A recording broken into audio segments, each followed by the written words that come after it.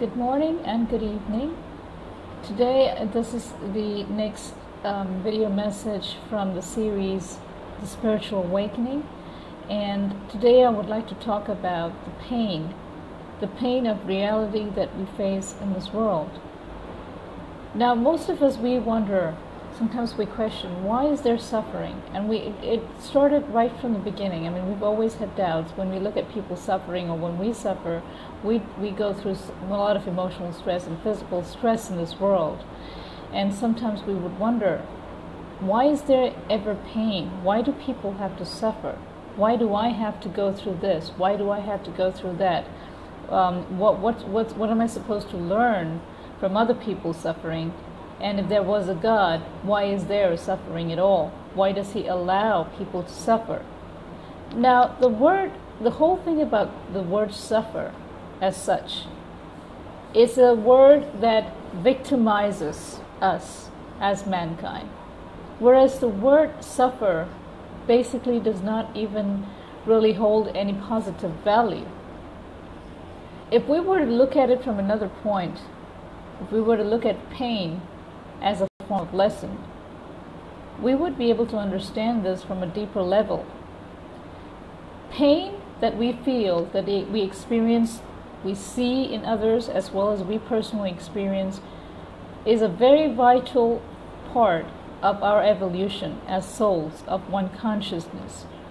Pain that comes from others teaches us, as well as those who go through the pain, on how to evolve and how to cope.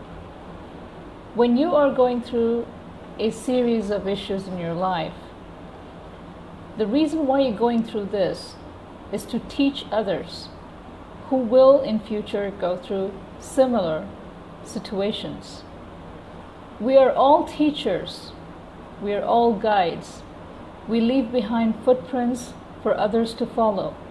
And that is because we are all part of the one consciousness. The person that you are inside today is the result of the hundreds of people, if not thousands of people and situations that you have experienced throughout your entire life till this moment, and even from now, from this moment onwards to as long as you are here in this incarnation. Every person and every situation presents a lesson for you to learn. Every person is a teacher, a guide. Irrespective of what they do or how long they stay, they will always leave something behind, and you as a teacher will leave something behind for others to follow.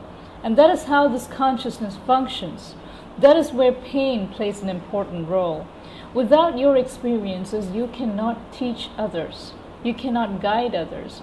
Your pain is like, for you, it's pretty much the lessons, the way that this world, this life of ours functions is very similar to the educational system that we have in this world.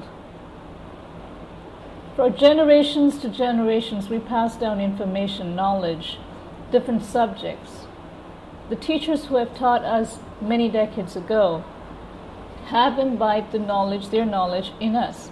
And we today, using that knowledge, have used those as tools to survive. And therefore, we too will imbibe our knowledge in the future generations. And that is exactly how this one consciousness functions. Souls that have come here before, that have experienced pain, are the only ones who can explain this better than anyone else. Unless you go through suffering yourself, unless you go through certain abusive relationships, unless you go through certain kinds of lessons yourself, you will not be able to guide others. And by guiding others, it does not mean that you restrict them from evolving. It does not mean restrictions. You are showing the way. You're not taking them there. You're telling them there is a way. This is what I did. But that's not what you want them to do. You want them to also spread their wings and grow, to experience pain for themselves, to be able to transform their souls into that of a teacher again. And this is how it works, evolution. This is how it functions. This is how it's meant to be. When you see someone suffering, we watch TV and we watch the news and we see people suffering, going through immense poverty and hunger and all kinds of things. They go through a lot of issues. And we look at them. They are teachers in a form too. They teach us to empathize. They teach us to, feel sensitive towards suffering, towards pain. We are aware of that kind of suffering because they present it in that way to us. So you know that poverty is painful. Without their suffering, we would not know. So this whole structure that we call as our planet, our dimension, is a place, is a school. I always tell people that this is not home. No one ever feels like this planet is home because we don't belong here. We all came from different dimensions to study, to observe, to explore, to share, to love, and to teach. So this is where we're here. And while we're here, every single moment leads us to a form of lesson, to learn or to teach. And that does not mean that you do not love people in your life. That does not mean that you don't have other responsibilities. You do. But as spiritual beings, we are here primarily to teach and learn how to love, how to share, how to give, every single thing. A child learns by observing. Right from the age of 2, 3, they look at you, at every single thing you do. And that is why it is very important as parents to be responsible, very responsible as to how you live your life. And you are the role model before anything else, or before they're exposed to anything else in this world. You're the only one that they see. And this child would take after every single thing that you do. You are the role model. And that is why every parent has much more responsibility than just to bring the child into the world. That is just the beginning.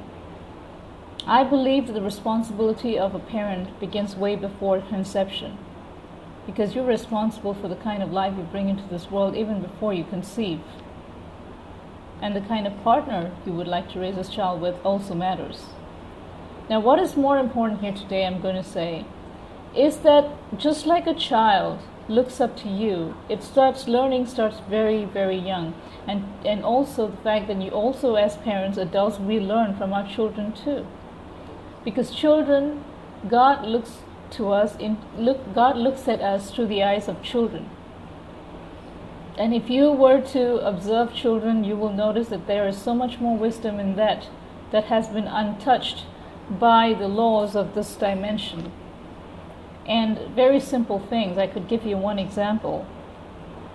I used to have, I was speaking about this yesterday to someone during one of my guidance, life guiding sessions, and I was talking to her, and I said, there was something that I learned from my niece many years ago, when she was just 4 years old. Our dog had puppies. We had 6 puppies, and I was about to take 5 of them to the breeder to have them sold.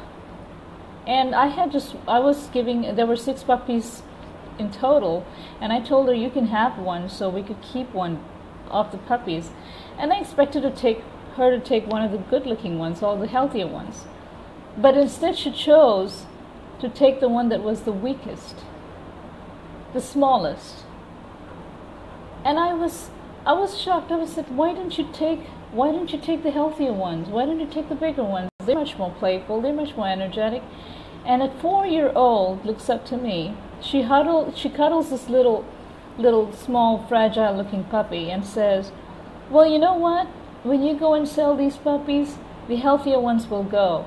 But nobody will take this little one because he's so weak.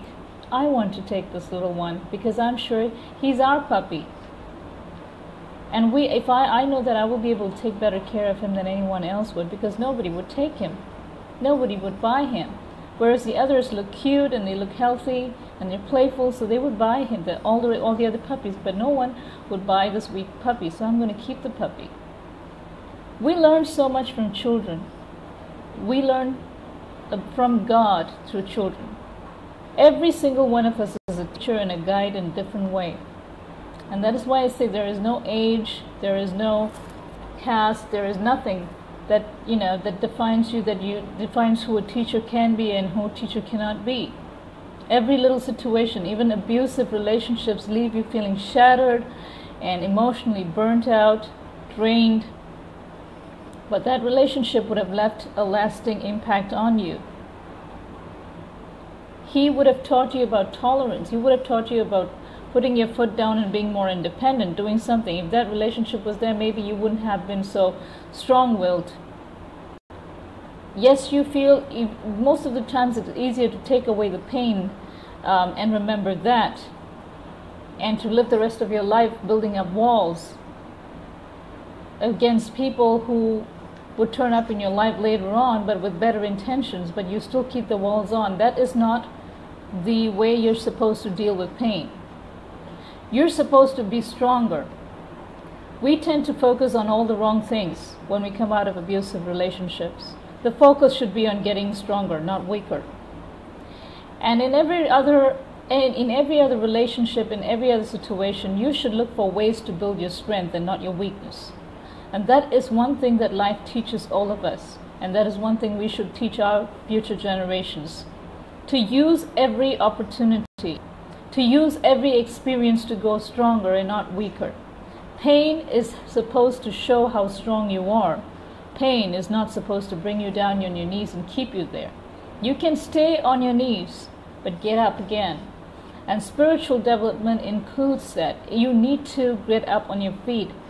It takes you deeper into life. Spirituality is not there for you to, isolate yourself from reality. No, it's not. If that was the case, then there will be hundreds and thousands of people who will be looking for mountains and places of isolation to keep away from humanity. But that isn't the purpose at all. The purpose to evolve is to help others evolve, to be a light. And you cannot be a light if you keep focusing on the darkness. And pain is not darkness. Pain is a form of light that is disguised to help you to realize that there is something better if you would look beneath. So that is the message that I have for you today. If you were to ask, anyone asks you in future, why is there suffering if there's God? So God is not bothered about the suffering. No. God cares about the suffering. In fact, we all wanted the suffering so that we can learn. Each one of us is a representative of light. Each one of us came here to learn.